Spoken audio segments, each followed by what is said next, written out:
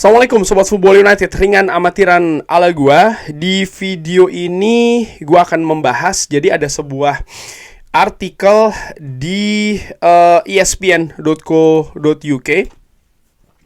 di mana ditulis by the way oleh Rob Dawson. Ini merupakan jurnalis yang menurut gua juga bagus ya. Judulnya adalah fokus dari Ruben Amorim ini ada di performa Manchester United, dan dia bahkan tidak ataupun menghentikan, kurang lebih seperti itu, terkait dengan pembicaraan 4 besar. Oke, gue langsung ke artikelnya. Ya, Ruben Amorim ini ya dia play down ya, bagaimana dia mengecilkan lah, kurang lebih seperti itu, terkait dengan peluang dari Manchester United ini untuk bisa finish di 4 besar, walaupun Manchester United ini memimpin atau menang 4-0 menghadapi Everton di hari Ahad. Manchester United ini bergerak ke papan tengah bagian atas ya. Ini berterima kasih 2 gol dari Marcus Rashford dan juga dari Joshua Zirkzee di Old Trafford. Dan ini membuat sisi dari Ruben Amorim ini hanya berjarak 4 poin dari Brighton di posisi keempat. Dan pelatih asal Portugal ini ditanya terkait dengan peluang Manchester United, apakah realistis target menjadi 4 besar di musim ini. Ruben Amorim menjawab ya, kalau saya mengatakan tidak, Anda akan mengatakan kalau saya tidak bisa menjadi pelatih dari Manchester United, tapi saya ingin jujur kepada para fans. Nah, ini penting ya. Ayo kita fokus di penampilan dan bukan ke hasil. Kita akan melihat di akhirnya. Pada akhirnya, seperti yang saya katakan berulang kali, saya akan dihakimi terkait dengan di posisi mana kita akan finish. Saya tahu hal tersebut. Tapi saat ini ayo kita fokus ke pertandingan selanjutnya dan lihat performanya. Kadang-kadang seperti di hari Kamis ya, ini kemenangan 3-2 menghadapi Bodo Glimt, tapi saya pikir kita sebenarnya layak untuk mendapatkan yang lebih. Hari ini 4-0, tapi saya berpikir Everton layak untuk mendapatkan lebih. Jadi ayo fokus ke penampilan. Selamat kepada para pemain. Ayo kita istirahat ya, dan kita recover, dan kita berpikir menghadapi Arsenal. Joshua Zirkzee ini menjadi kejutan ketika menghadapi Everton, tapi dia membayar kepercayaan Ruben Amorim dengan mencetak gol lagi setelah pertama kali dicetak di bulan Agustus. Rashford di sisi lain sekarang memiliki 3 gol dari 3 pertandingan di bawah Ruben Amorim, di mana dia juga mencetak gol pertamanya menghadapi Ipswich. Dia atau Rashford ini bisa melakukan banyak, kata Ruben Amorim, yang akan memimpin timnya ke Emirates menantang Arsenal di hari Rabu malam. Dia harus terus improve ya, dia harus terus berkembang. Dia memiliki kemampuan untuk melakukannya dan dia telah membuktikannya.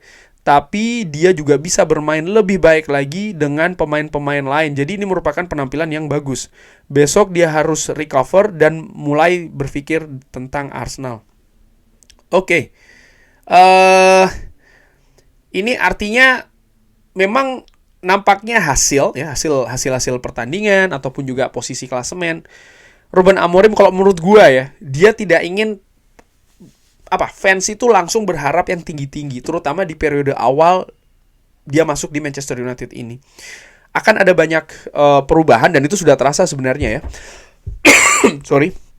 Dan dengan dinamikanya sendiri, bagaimana misalnya formasi itu tetap sama, nyaris sama ya, menghadapi Ipswich, Bodo Glimt dan juga Everton, tapi pemain yang mengisi formasi tersebut ini nyaris berbeda-beda menurut gua. Ini menunjukkan bahwa dia juga sedang mengakses, dia juga sedang menganalisa para pemainnya bermain dengan skemanya, dengan sistemnya, baik itu secara individu ataupun secara kolektif. Misalnya ketika pemain ini bermain dengan pemain yang lain, ini seperti apa hasilnya, pun juga demikian. Dan sepak bola ini kan permainan tim, sehingga komponen-komponen individu ini bisa jadi akan memberikan hal yang berbeda ketika mereka ini disatukan di atas lapangan.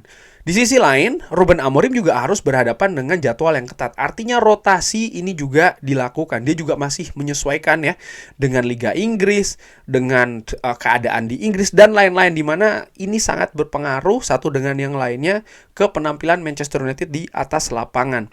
Sehingga dia menurut gue berusaha untuk realistis saat ini.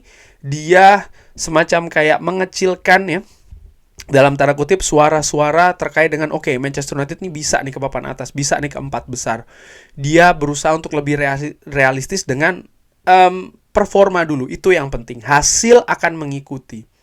Karena kalau gue lihat ya, ketika Manchester United mencetak gol cepat misalnya, Ruben Amorim nampak tidak terlalu antusias untuk merayakan. Karena menurut gue secara ringan amatiran, hasil ataupun gol dalam hal ini tuh bukan hal yang lebih dilihat oleh Ruben Amorim, tapi bagaimana performa. Dia ingin hasil yang bagus tuh didapatkan juga dengan performa yang bagus. Dan Manchester United yang baru berapa pertandingan, ini 3 pertandingan bersama dengan Ruben Amorim, nampaknya perjalanannya pun juga ini masih panjang ya, masih jauh. Squad jelas tidak mungkin dirombak di tengah musim. Bahkan di musim panas tahun depan pun juga masih belum pasti. Artinya Ruben Amorim sangat diminta untuk bisa memaksimalkan para pemainnya di skuad saat ini. Dan itu merupakan tantangan yang besar. Kenapa? Banyak pelatih sudah mencobanya, ya kan, dengan pemain yang mayoritas tetap ada saat ini. Tapi dengan apapun teori, dengan apapun asumsi, mereka gagal.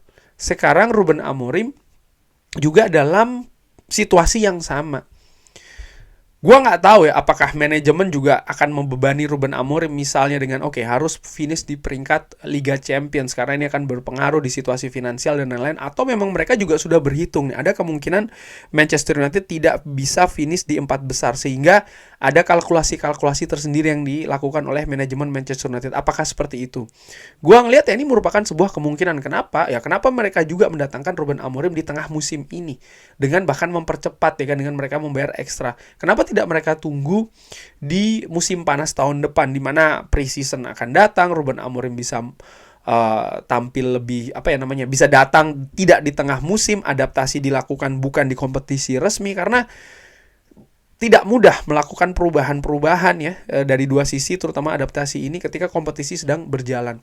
Trial and error-nya jelas nih, harganya adalah hasil di kompetisi, dan ini akan mempengaruhi misalnya peringkat Manchester United. Dan Ruben Amorim menurut gua dia juga memberikan pesan kepada para fans, diminta untuk bersabar, untuk melihat akhirnya nanti ada di mana Manchester United ini. Tapi dia juga sangat-sangat menegaskan bahwa yang penting adalah performa dulu nih